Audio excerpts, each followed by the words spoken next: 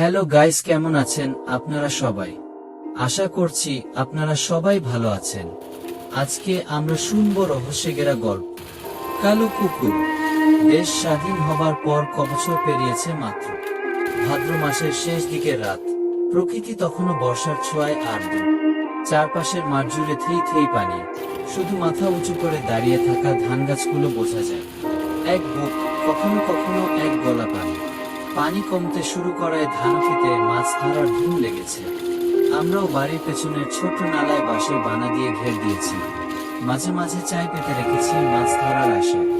বাড়ির দক্ষিণে রাস্তার পাশেই দাঁড়িয়ে আছে এক বিশাল বড়ি গাছ।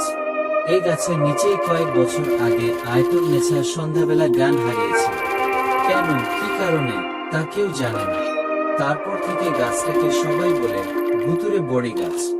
সন্ধ্যা পেরিয়ে রাত গভীর হলে আমি আর বাড়ির চাকর নাদু বালিশ, চাটাই আর লাঠি হাতে নিয়ে চায়ের পাহারায় বের হলাম। গা চাঁদনি রাত, দিগন্ত অবধি সবকিছু যেন স্বচ্ছ হয়ে উঠেছে। মাঝে মাঝে রাতচোরা পাখির ডানা ঝাপটানোর শব্দ, মশার উৎপাত আর দূরের নদীর ঢেউ মিলেমিশে এক রহস্যময় পরিবেশ তৈরি করেছে। রাত 1টা কি 1:30 বাজে, চোখে ঘুম এসে বসেছে। ঠিক তখনই হঠাৎ শুনলাম পশ্চিম দিক থেকে পানির ওপর দিয়ে কিছু একটা হেঁটে আসছে। প্রথমে গুরুত্ব দিলাম না, কিন্তু শব্দটা ক্রমশ কাছে আসছে। পানির ওপর পায়ের ছোপ ছোপ শব্দ। মাথা তুলে তাকাতেই বুকের ভেতর ধোক করে উঠল। পশ্চিম দিক থেকে আমাদের পাতানো চায়ের দিকে আসছে একটা কালো কুকুর। না, সাধারণ কুকুর নয়, এই যেন ধানের ওপর দিয়ে ভেসে হাঁটছে। আমি নাদুকে ফিসফিস করে বললাম, নাদু, ওটা কি কুত্তা? নাদু শোয়া থেকে উঠে বসে বলল, দেখতে তো কুত্তার মতোই লাগে, কিন্তু ধানের গাছের উপর দিয়ে কেমনে হাঁটতেছে। আমাদের বুকের ভেতর শীতল স্রোত বয়ে গেল।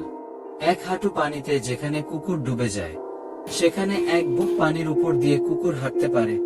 নাদু আতঙ্কে লাঠি উঁচিয়ে চেঁচিয়ে উঠল, এই কুত্তা, সামনে আইলি তো পিটাইয়া তোর মাজা ভাইঙ্গা ফালামু। কিন্তু কুকুরের কোনো প্রতিক্রিয়া নেই। সে যেন আমাদের কথার তোয়াক্কা না করেই ধীর নিশ্চিন্ত পায়ে এগিয়ে আসছে। তার দুই চোখে চাঁদের আলো প্রতিবিম্বের মতো চিকচিক করছে। আমাদের শরীরের লোম দাঁড়িয়ে গেছে। এ কুকুর নয়, কিছু একটা, অন্য কিছু। আমরা লাঠি হাতে প্রস্তুত হয়ে গেলাম। ঠিক তখনই বড়ি গাছের নিচে এসে দাঁড়াল কালো কুকুরটি। আমরা শ্বাস আটকে তাকিয়ে থাকলাম। হঠাৎ আমাদের বাড়ির দিক থেকে বাবার গলা শোনা গেল, নাদু, কি হয়েছে রে? নাদু প্রায় চিৎকার করে বলল, দাদা, একটা কুত্তা আইতেছে, পানি দিয়া। ধমক দিলেও থামতেছে না। বাবা তখনও আমাদের দিকে এগিয়ে আসছে। তার কণ্ঠ এবার কঠিন হয়ে উঠল, ওই, কে রে? কি থাইকা আইস? তোদের আবার মাছ খাইতে ইচ্ছে করতেছে, তাই না? ফিরে যা। আমরা বিস্ময়ে দেখলাম বাবা গলা খাকারি দিতেই কুকুরটি থমকে গেল। মুহূর্তের জন্য স্তব্ধ হয়ে রইল, তারপর ধীরে ধীরে পিছিয়ে যেতে লাগলো। কয়েক পা পেছাতেই ঠিক বড়ি গাছের নিচে হঠাৎ অদৃশ্য হয়ে গেল। আমরা একসঙ্গে চিৎকার করে উঠলাম, কি গেল? বাবা গম্ভীর গলায় বললেন, ঠাকুরের ভিটায় ফিরে গেছে, ওইদিকে যা, খুঁজে পাবি না। আমরা কাঁপতে কাঁপতে বালিশ, চাটাই আর মাছের চাই নিয়ে তড়িঘড়ি বাড়ির দিকে রওনা দিলাম। সেই রাতের পর আর কখনো এমন কিছু ঘটেনি। কিন্তু আজও ভাবি, সত্যি কি সেটি কুকুর ছিল, নাকি অন্য কিছু?